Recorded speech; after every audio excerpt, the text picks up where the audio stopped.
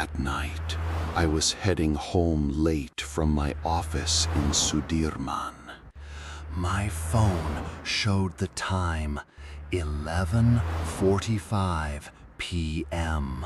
Manggarai Station was almost empty. Only a few people sat on the long benches along the platform. Some were slumped forward, either asleep or staring blankly. The fluorescent lights above me flickered slowly. Sometimes they went out for a moment, then came back on.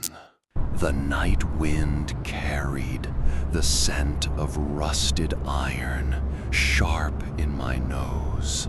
I was waiting for the last commuter train to Bogor, but what arrived was not an ordinary train. There were no scheduled trains left that night, but I could hear it coming. The train slid into the station, but instantly made my skin crawl. Its paint was dull, its windows clouded over with dust. There wasn't a single passenger inside. Even the driver's cabin was empty.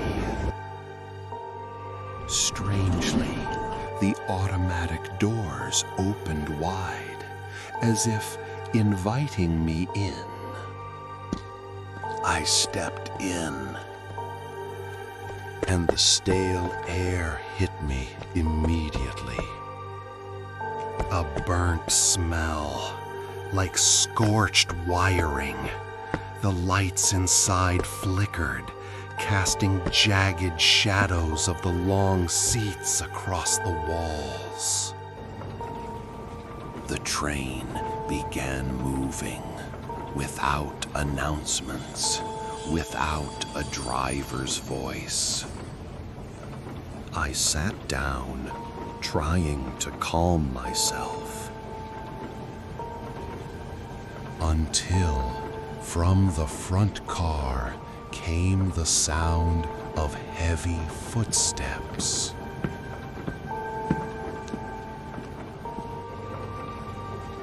Followed by the dragging scrape of metal across the floor. The sound was getting closer. The lights at the far end went out. Only the dim glow above my seat remained. When the light returned, I saw her. Sitting across from me, a woman in a tattered kabaya. Her long hair covered her face, her body stiff, her eyes wide open but unmoving. I blinked, and she was gone. But the seat where she had been was wet, with something dark and sticky. I turned to look out the window. We should have been passing station after station, but all I saw was dark forest. No city lights, no houses, no sign of life.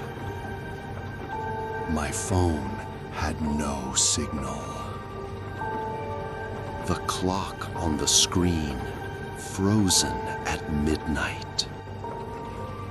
This train was headed somewhere that didn't belong to the world of the living. I stood and tried walking toward the connecting door. But at the far end of the corridor, there was a tall, thin figure. His old commuter conductor's uniform was tattered. His skin pale. His eyes pitch black. With each step, the lights above us went out one by one. When he was only a few meters away, he stopped. Then he smiled wide, revealing teeth all black. Suddenly, screams erupted from dozens of voices. From inside the car, from under the seats, from outside the windows. I screamed. Ah!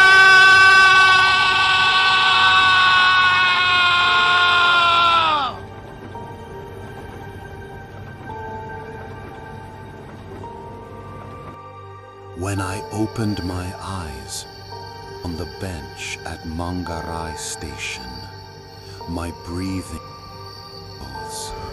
The clock on my phone, 11:46 p.m.